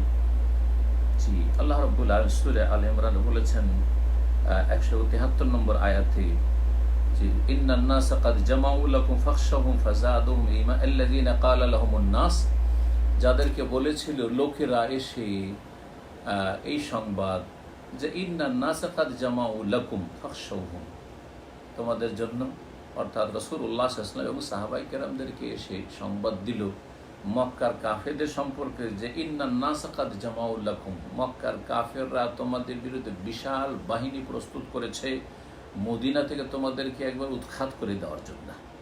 ফাখশাউহুম, সুতরাং তাদেরকে ভয় করো। ফাজাদাহুম ঈমানা, কিন্তু তারা ভয় কেন করবেন? তাদের ঈমান আরো বেড়ে গেল। ফাজাদাহুম ঈমান। ওয়াকালু, এবং তারা কি বলেছে? হাসবুনাল্লাহু ওয়া নি'মাল ওয়াকিল, আল্লাহ আমাদের জন্য যথেষ্ট এবং তিনি সর্বোত্তম কর্মবিধায়ক, সমস্ত কাজের মালিক আল্লাহ রাব্বুল আলামিন। নি'মাল ওয়াকিল এবং হাসবুনাল্লাহ, তিনি আল্লাহ আমাদের জন্য যথেষ্ট। পেরেশান হননি এসব গুজবে আর এসব ধমকে আর এসব শাসানিতে আর এসব ভীতিকর অবস্থায় তারা কখনো পেরেশান হননি, অবিচল হননি। তাদের মনের শান্তি আরো মজবুত হয়েছে আর আল্লাহর উপর হাওয়ালা করে দিয়েছেন। ওয়াকালু হাসবুনাল্লাহু ওয়া নি'মাল ওয়াকিল। সুতরাং এই হাসবুনাল্লাহু ওয়া নি'মাল ওয়াকিল এই দোয়াটি অত্যন্ত গুরুত্বপূর্ণ দোয়া, যা প্রিয় নবী মুহাম্মদ রাসূলুল্লাহ সাল্লাল্লাহু আলাইহি ওয়াসাল্লাম পাঠ করেছেন। যেমন সহিহ বুখারীতে আব্দুল্লাহ বিন আব্বাস রাদিয়াল্লাহু তাআলা আনহু বলছেন যে দুইজন নবী বিশেষ করে এই দোয়াটি যে কোরআনে কারিমে রয়েছে এই দোয়াটি পাঠ করেছেন, আর দুইজনে হচ্ছেন আল্লাহর খলিল। আল্লাহর খলিল ইব্রাহিম আলাইহিস সালাতু সালাম পড়েছিলেন হিনা উলকিয়া ফিন্নার, যখন তাকে আগুনে নিক্ষেপ করা হয়েছিল তখন তিনি মানুষের কাছে আশ্রয় চাননি, ভুল স্বীকার করেননি, তাদের কাছে প্রাণ ভিক্ষা করেননি, তাদেরকে বলেননি যে যা হয়েছে হয়েছে, যা একটা সমঝোতায় চলে আসি, না না কিচ্ছু বলেননি। অথবা আর কারো কাছে সাহায্য চাননি, কোনো জিনের কাছে কোনো ফেরেশতার কাছে সাহায্য চাননি, বরং কি বলেছিলেন? হাসবুনাল্লাহু ওয়া নি'মাল ওয়াকিল, আল্লাহ আমাদের জন্য যথেষ্ট, ওয়া নি'মাল ওয়াকিল এবং তিনি সর্বোত্তম কর্মবিধায়ক। হাসবুনাল্লাহু ওয়া নি'মাল ওয়াকিল ছোট্ট দোয়া, কোরআনী দোয়া। ইব্রাহিম আলাইহিস সালাম আল্লাহর খলিল অন্তরঙ্গ বন্ধু পাঠ করেছেন এবং নবী মুহাম্মদ সাল্লাল্লাহু আলাইহি ওয়াসাল্লাম পাঠ করেছিলেন যখন তাকে এরকম ভীতিকর সংবাদ দেওয়া হয়েছিল যে মক্কার লোকেরা আক্রমণ করে মদিনায় আসছে আর মদিনায় কিছু রাখবে না আর মুসলিমদের কিছু রাখবে না। সেই সময় তিনি বলেছেন হাসবুনাল্লাহু ওয়া নি'মাল ওয়াকিল এবং তার সাহাবায়ে কেরাম মুখলিসিন তারাও বলেছিলেন হাসবুনাল্লাহু ওয়া নি'মাল ওয়াকিল। তার পরিণামে কি হয়েছিল? আল্লাহ বলছেন ফানকালাবু বিনি'মাতিন মিনাল্লাহ। জি হ্যাঁ, ফলাফলটাও শুনে নেন যাতে করে আরো বেশি ঈমানটা মজবুত হয়ে যায়। কারণ দোয়া তো বললাম, কিন্তু এই দোয়া পড়লে কোনো বালা মুসিবত আপনার ক্ষতি করতে পারবে না, কোনো টেনশন আপনার আসবে না। যতই টেনশনের মতো পরিস্থিতি তৈরি হয়ে যাক, আপনার মনোবল মজবুত থাকবে আর আপনার মন কখনো দুর্বল হবে না এবং আপনি যে কোনো রকমের বিপরীত বা প্রতিকূল পরিস্থিতির মোকাবেলা করার জন্য প্রস্তুত থাকবেন। যে কোনো রকমের বালা মুসিবতের সম্মুখীন হইলেও আপনি কোনো পরোয়া করবেন না। এর দলিল শুনে তার পরের আয়াতে 174 নম্বর আয়াত সূরা আলে ইমরান আল্লাহ বলছেন ফানকালাবু বিনি'মাতিন মিনাল্লাহ। যখন রাসূলুল্লাহ সাহাবায়ে কেরামরা হাসবুনাল্লাহু ওয়া নি'মাল ওয়াকিল পড়লেন তখন তারা আল্লাহর নিয়ামত হাসিল করে ফিরলেন। প্রস্তুত হয়ে তারাও ছিলেন যে দেখি কোথায় আসে মক্কার কাফেররা। কিন্তু মক্কার কাফেররা যে আবু সুফিয়ান ঘোষণা করেছিল যে আসবো, ওহদ এবার হলো, সামনেবার এসে বদরে প্রতিশোধ নেব, কারণ বদরে আমরা ক্ষতিগ্রস্ত হয়েছি, আমাদের 70 জন মারা গেছে, সেখানে প্রতিশোধ। আর কোথায় আসবে? তাদের আর হিম্মত হলো না, মনোবল দুর্বল হয়ে গেল, মক্কার কাফেরদের আসতে পারলো না। আল্লাহ বলছেন যে ফানকালাবু বিনি'মাতিন মিনাল্লাহ, আল্লাহর নিয়ামত নিয়ে রাসূলুল্লাহ সাহাবায়ে কেরামরা ফিরে আসলেন। লাম ইয়ামসাসহুম সু, কোনো অনিষ্ট তাদেরকে স্পর্শ করতে পারেনি। মক্কা কোনো কাফের সাহস করেনি যে আসবে আর হামলা করবে রাসূলুল্লাহ সাল্লাল্লাহু আলাইহি ওয়াসাল্লাম এবং সাহাবায়ে কেরামদের উপর। ওহদের যে তৃতীয় হিজরিতে ওহদের ঘটনা ঘটেছে তার পরের বছর এই কথা বলে আল্লাহ ঘোষণা করে। তাহলে এতে বলা হয়েছে আল্লাহর নিয়ামত তারা হাসিল করেছেন। তাহলে হাসবুনাল্লাহু ওয়া নি'মাল ওয়াকিল পড়ার ফলাফল হচ্ছে আল্লাহর নিয়ামত লাভ করবে।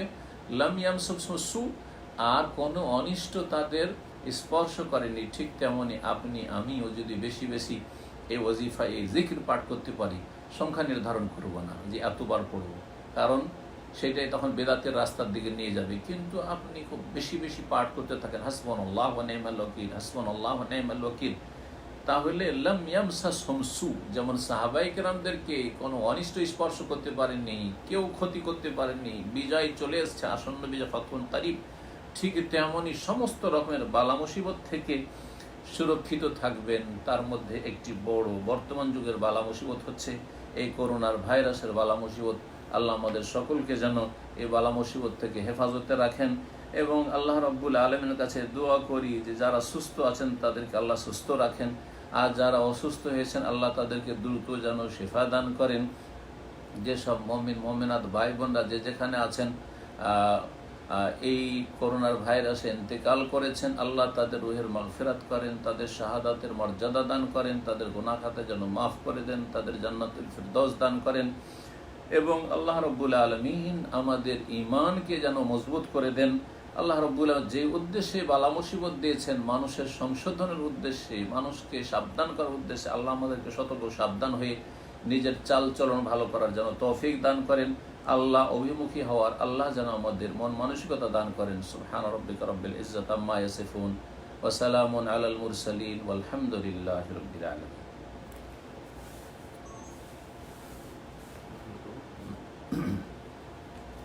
প্রশ্ন উত্তর করা যায়, এর সাথে করে দেব।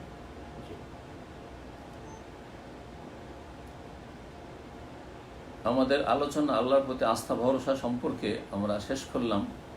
যদিও কথা লম্বা হয়ে গেছে, কিন্তু খুব গুরুত্বপূর্ণ কথা ছিল, যেগুলি আমার আপনার সকলের ঈমানকে সতেজ করবে এবং আমাদের এই সময় পেরেশানিকে দূর করবে, এবং আল্লাহ রাব্বুল আলামিনের এবং তার রাসূল সাল্লাল্লাহু আলাইহি ওয়াসাল্লামের এই কথাগুলি আমাদের দিন দুনিয়ার সার্বিক কল্যাণ নিয়ে আসবে। আল্লাহ যেন এই কথাগুলিকে কবুল করেন তার সন্তুষ্টির জন্য। এখন আজকে যেহেতু ওয়াদা করেছি কিছু প্রশ্ন উত্তর দেব, ভাইদের বিভিন্ন দেশ থেকে যে প্রশ্নগুলি আমাদের কাছে এসেছে আমাদের ভাইদের মাধ্যমে, সেই প্রশ্নগুলো উত্তর দেওয়ার চেষ্টা করব। এক ভাই প্রশ্ন করছেন যে শেখ, আর একটি কথা, অনেক প্রশ্ন করেছেন, এর আগে উত্তর দিয়েছি, তার মধ্যে একটি প্রশ্ন করেছেন যে একটা বাচ্চা নাকি জন্ম নিয়ে বলছে করোনার জন্য লাল চা খেতে। আউযুবিল্লাহ, আউযুবিল্লাহ। জি জি, আজকে রাতে তাহলে উদ্ধার পাবে। খুব বেশি তো আশা করি দেশের মানুষরা চা খেয়েছেন, যেহেতু এই গুজব আপনাদের দেশে রটেছে, ভারত বাংলাদেশে রটেছে, নিশ্চয় বাংলা ভাষীদের মধ্যে যেখানে বাংলাদেশিরা আছেন, আর যারা এইসব বিদাতের পিছে ছুটেন তারা তো চা খেয়েছেন। তো দেখেন কতটা লাভ হয় আপনাদের, আল্লাহ হেফাজত করুন। জি, ফামাযা বাদাল হক ইল্লা যালাল। কোরআন এবং হাদিস হচ্ছে হক, কোরআন এবং হাদিস বাদ দিয়ে যারা এদিক সেদিক ছুটবে তারা দুনিয়াতেও ক্ষতিগ্রস্ত হবে আর আখিরাতেও ক্ষতিগ্রস্ত হবে। এসব গুজবে কান দেবেন না। বলেছি আমি 24টি যে শিক্ষণীয় বিষয় এই করোনা ভাইরাসের পরিস্থিতি থেকে, তাতে একটি হচ্ছে খুব বেশি বেশি গুজব শুনবেন। এই সময় কত রকমের যে গুজব শুনবেন, তার মধ্যে একটি গুজব হচ্ছে যে এক বাচ্চা এসে বলছে চা খেতে। বাচ্চা কি নবী হয়ে এসছে, তার কাছে ওহী হচ্ছে, নাকি শয়তান আপনাদের কাছে এসব ওহী করেছে? সেই বাচ্চাকে তো কেউ দেখেননি, আর দেখেও থাকেন তো সেই বাচ্চাকেও শয়তান কোনো ওহী করছে, আর না হলে সেই বাচ্চার নামে গুজব ছড়িয়ে গিয়ে আপনাদেরকে শয়তান গুমরাহ করছে। শয়তান দূরে বসে বসে খুব হাসছে যে এই বেকুব মুসলিমদেরকে আমি খুব বোকা বানাতে পেরেছি। আল্লাহ যেন হেফাজত করেন সব থেকে আপনাদের ঈমান আমলের। দ্বিতীয় প্রশ্ন, আসসালামু আলাইকুম শেখ, আমি যে বিল্ডিংয়ে থাকি এই বিল্ডিংয়ে একটি ছোট মসজিদ আছে, এখানে বিল্ডিংয়ের 50-55 জন মিলে জুমার নামাজ পড়লে সঠিক হবে কিনা? জি, এই যে প্রশ্ন করেছেন যে একটা বিল্ডিংয়ে মসজিদ আছে, সেটা মূলত মসজিদ নয়। যদি আগে থেকে সেখানে জুমা চলতে থাকে তাহলে তো জুমা পড়তে অসুবিধা নাই, কিন্তু এখন মসজিদে জুমা বন্ধ হয়েছে, সেই জন্য বিল্ডিংয়ে একটি হয়তো মুসাল্লা আছে, যেটাকে প্রেয়ার হল বলা হচ্ছে। মুসাল্লা মানে প্রেয়ার হল। 5 ওয়াক্ত সলাত হয় না, সারা জীবন সলাত হয় না, হয়তো 2-3 ওয়াক্ত হয়। এখন করোনার সময় হয়তো 5 ওয়াক্ত হচ্ছে, কিন্তু অন্য সময় হয় না। বা এমনি মসজিদ হয়তো অস্থায়ী, সেখানে সেটা কোনো স্থায়ী মসজিদ নয়। এইরকম জায়গায় লোকজন হইলে যে জুমা শুরু করে দিতে হবে, এটা অধিকাংশ আলেমারা বলছেন না, এরকম জুমা পড়বেন না। যদিও বিষয়টিতে ফুকাহা কিরামদের ইখতিলাফ আছে, দুটি মত আছে, বলে দেওয়া ভালো। কারণ ভিন্ন মত পোষণ করার জন্য অনেকেই প্রস্তুত আছেন। সুতরাং এটি হচ্ছে সৌদি আরবের প্রায় সমস্ত ওলামায়ে কেরামদের মত, যে কোনো বিল্ডিংয়ে বা কোনো জায়গায় একটি মুসাল্লা প্রেয়ার হল আছে, সেখানে জুমা শুরু করে দেবেন। এয়ারপোর্টে একটি প্রেয়ার হল আছে, সেখানে জুমা শুরু করে দেবেন না।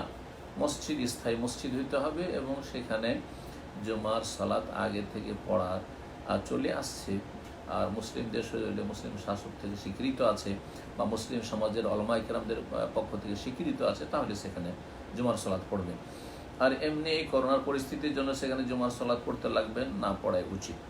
জি, বরং জোহর পড়বেন আর তার 4 রাকাত জোহর পড়বেন।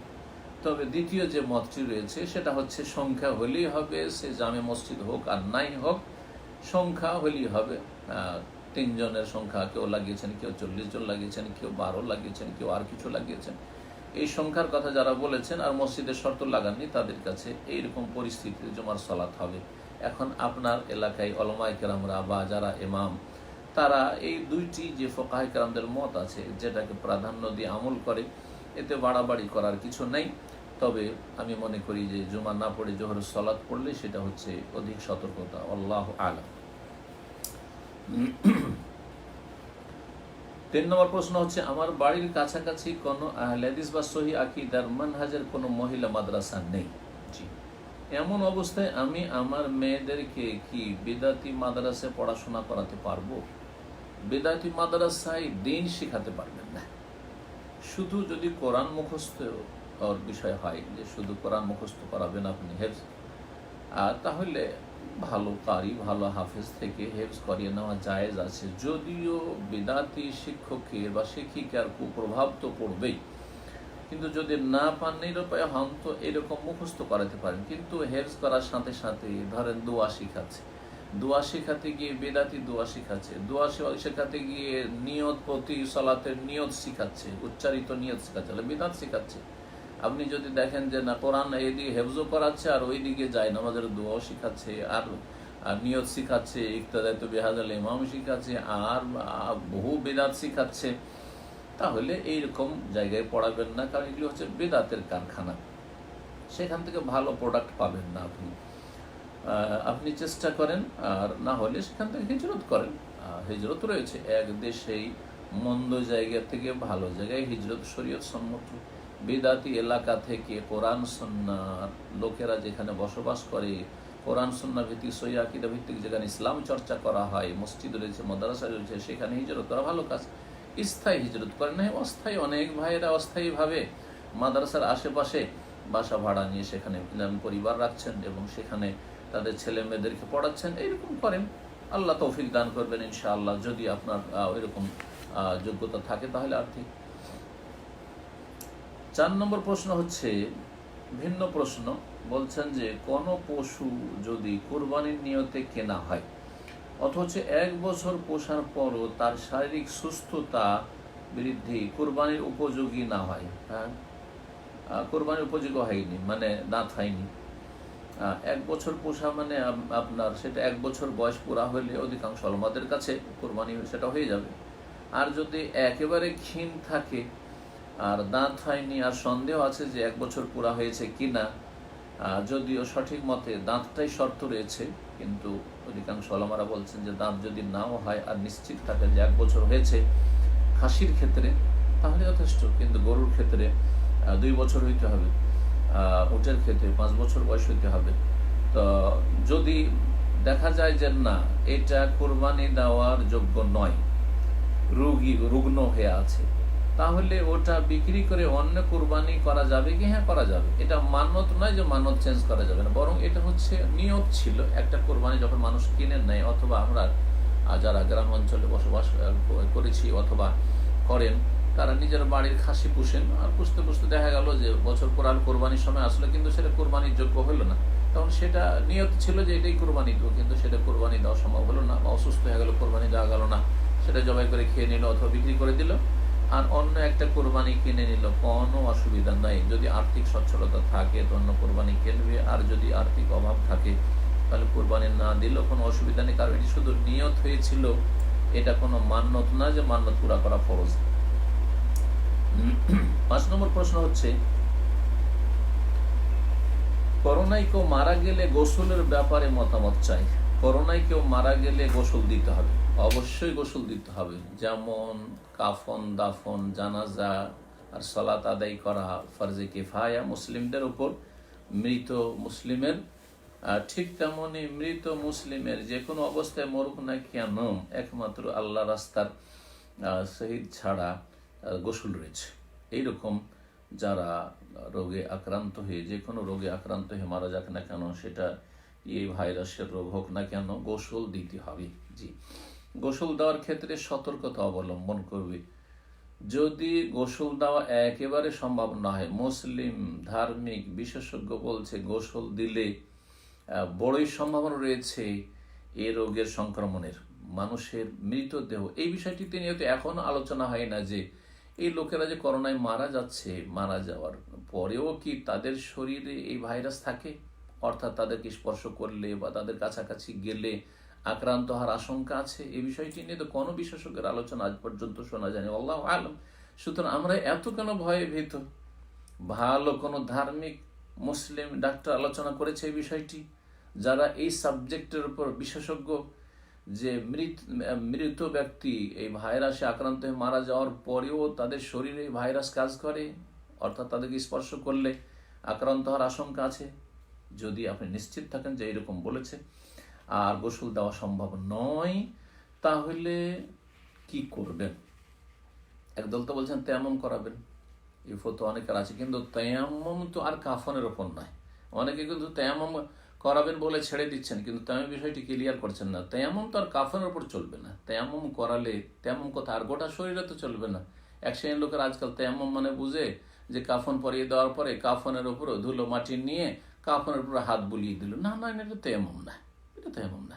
কারণ তেয়াম্মুমের বিধান কোরআন এখানে আল্লাহ বলেছেন, ফাতায়াম্মামু সাঈদান তাইয়্যিবান ফামসাহু বিউজুহিকুম ওয়া আইদিকুম মিন, পাক পবিত্র মাটি দিয়ে তেয়াম্মুম করো যদি গোসল বা ওযু করা সম্ভব না হয়। আর এ তেয়াম্মুম কেমন করে করতে হবে? ফামসাহু বিউজুহিকুম, চেহারায় মুখমণ্ডলে হাত ফিরাও, আর ওয়াইদিকুম মিনহু, আর সেই মাটি দ্বারা হাতের উপর, হাতের কবজি পর্যন্ত হাত ফিরাও। আর এই জীবিত ব্যক্তির তেয়াম্মুম যেমন তেমন মৃত ব্যক্তির তেয়াম্মুম। যারা তেয়াম্মুমের মত পোষণ করেছেন সেটাই যদি ধরে নিই, তাহলে তেমন কেমন হইতে হবে? যেমন জীবিত ব্যক্তির তেয়াম্মুম হচ্ছে সরাসরি চেহারার ওপর হাত ফিরাইতে হবে মাটি নিয়ে, আর হাতের ওপর কবজি পর্যন্ত হাত ফিরাইতে হবে।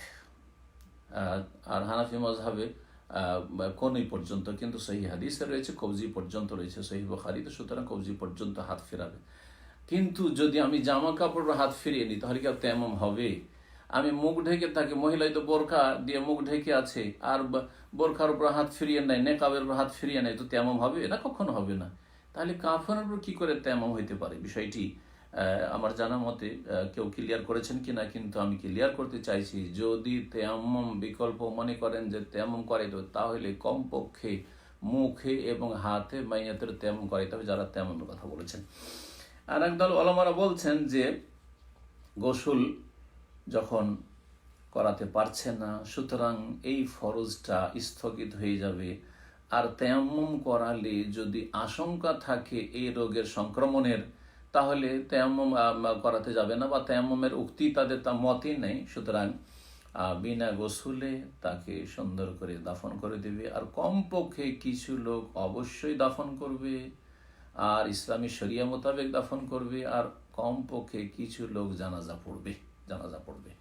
আর জানাজা এইরকম ফাঁক হয়ে এত দূর হয়ে দাঁড়াবেন না। এখনো ভিড় ভাড়ে কিন্তু শপিং করছেন, দুনিয়ার ক্ষেত্রে গ্যাদারিং অনেক ক্ষেত্রেই করছেন, কিন্তু হ্যাঁ, বেশ কিছু উৎসবে দেখা যাচ্ছে যে অনেক গ্যাদারিং করছেন।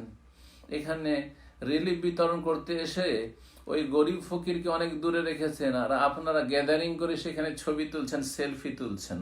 তো সেখানে গ্যাদারিং হয় না, সেখানে সংক্রমণ হয় না। শুধু মাইয়াতকে দাফন করার আর কাফন দেওয়ার, জানাজা পড়ার ক্ষেত্রে দূরে দূরে দাঁড়িয়ে সালাত আদায় করতে হবে, এটা মোটেই জায়েজ নয় এইরকম করা। আল্লাহকে ভয় করুন এবং আল্লাহর উপর আস্থা ভরসা সম্পর্কে আলোচনা করলাম। আল্লাহর উপর আস্থা ভরসা করুন এবং জানাজার যেমন কাতার লাগে সেভাবে কাতার লাগিয়ে সালাত আদায় করবেন। আল্লাহ রাব্বুল আলামিন ইনশাআল্লাহ হেফাজত করবে ভালো মানুষদের। 6 নম্বর প্রশ্ন হচ্ছে, করোনা কি সংক্রমণ বা সংক্রামক রোগ বলে, করোনাকে কি সংক্রামক রোগ বলে বিশ্বাস করা যাবে? হ্যাঁ, অবশ্যই। করোনা অবশ্যই বিশেষজ্ঞরা বলছেন এবং রাসূলুল্লাহ সাল্লাল্লাহু আলাইহি ওয়াসাল্লামের বেশ কিছু হাদিস রয়েছে, সবগুলিকে সামনে রাখবেন, তাহলে স্পষ্ট হয়ে যাবে যে কিছু কিছু রোগ আছে যেই রোগগুলি এমন এক চরিত্রের বা বৈশিষ্ট্যের যেগুলিতে আদোয়া বা সংক্রমণ রয়েছে, যেগুলি সংক্রমণ করে বা সংক্রামক রোগ সেগুলি।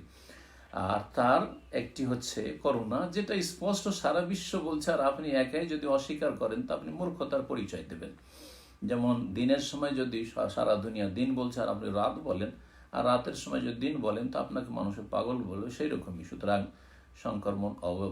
সংক্রামক রোগ এটি বা সংক্রমণ অবশ্যই রয়েছে করোনার, এতে কোনো সন্দেহ নাই। এই জন্য ফাত্তাকুল্লাহ মাস্তাতাতুম, যথাসাধ্য আল্লাহকে ভয়ও করবেন, আপনার দিনও পালন করবেন, আর দুনিয়া জরুরি কাজে যেমন বেরিয়ে যাচ্ছেন, না খেয়ে থাকেন না, নিজের পরিবার ছেলে মেয়েকে না খাইয়ে রাখেন না, আপনি শপিং কেনাকাটার জন্য যাচ্ছেন, প্রয়োজনে বাইরে যাচ্ছেন আপনি, আর বিভিন্ন জায়গায় হাতও দিচ্ছেন আপনি, নাকে মুখেও প্রয়োজনে হাত দিচ্ছেন আপনি, তেমনই আপনি মনে করবেন আর সতর্ক থাকার চেষ্টা করবেন আল্লাহর কাছে, তার সাথে সাথে দোয়া করবেন, আল্লাহর কাছে অনিষ্ট থেকে পানাহ চাইবেন, আশ্রয় কামনা করবেন।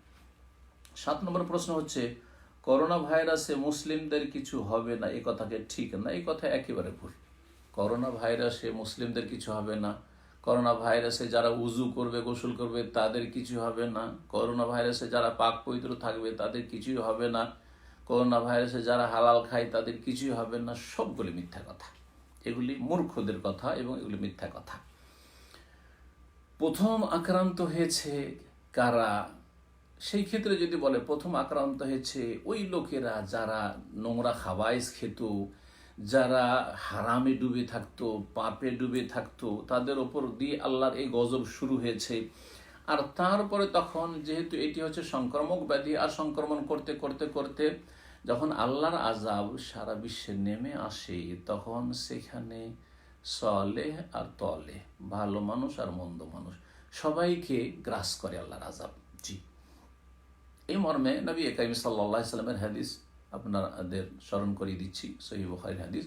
যায়েনাব রাদিয়াল্লাহু তাআলা আনহা, যায়েনাব বিনতে জাহশ রাদিয়াল্লাহু তাআলা, রাসূলুল্লাহ সাল্লাল্লাহু আলাইহি ওয়াসাল্লামের প্রিয়তমা স্ত্রী, তিনি হাদিসটি বর্ণনা করছেন ইয়াজুজ মাজুজ সম্পর্কে। আর তারপরে জিজ্ঞাসা করছেন শেষখানে যখন আল্লাহর আযাব সম্পর্কে পৃথিবীতে নেমে আসবে, ধ্বংস হবে মানুষ, এই বিষয়টি যখন আলোচনা করতে যাচ্ছেন রাসূলুল্লাহ সাল্লাল্লাহু আলাইহি ওয়াসাল্লাম, ফিতনা ফাসাদ ইয়াজুজ মাজুজের, তখন জিজ্ঞেস করছেন তিনি, নুহলাকু ওয়া ফিনা সালিহুন, ইয়া রাসূলুল্লাহ, হে আল্লাহ রসুল, আমাদের মাঝে নেক লোকের আছে, ভালো মানুষ আছে, তা সত্ত্বেও কি আমাদেরকে ধ্বংস করে দেওয়া হবে? আলহামদুলিল্লাহ, মুসলিম সমাজে অনেক ভালো মানুষ আছে, অনেক আল্লাহর ওলির, আল্লাহর নেক বান্দারা আছে, অনেক সহি আকীদার ভাইরা রয়েছে, অনেক বড় বড় উলামায়ে কেরামরা রয়েছে যারা আল্লাহর নেক বান্দা, আল্লাহর আউলিয়া অবশ্যই রয়েছে পৃথিবীতে। জি, সারা দুনিয়াতে ছড়িয়ে ছিটিয়ে রয়েছে, এমন কোনো দেশ নেই যেখানে আল্লাহর নেক বান্দা নেই, আছে। সালেহীন অবশ্যই আছে, এমনকি মুসলিহিনও আছে সালেহীনের সাথে।